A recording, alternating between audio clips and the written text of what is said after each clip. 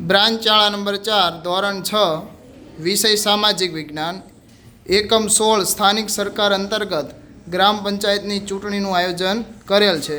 જોઈએ સરપંચના 2 ઉમેદવાર છે. ત્યારબાદ જુદા જુદા 4 વોર્ડના ઉમેદવારો છે.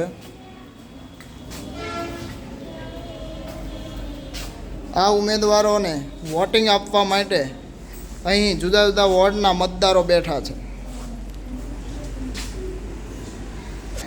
મત આપવા માટેની આ એક પોલિંગ ટીમ છે. મતદાર અધિકારી જે નામ ચેક કરે છે. ત્યારબાદ અહીં અવિલોપ્ય સહીથી નિશાન કરી અને બેલેટ આપશે.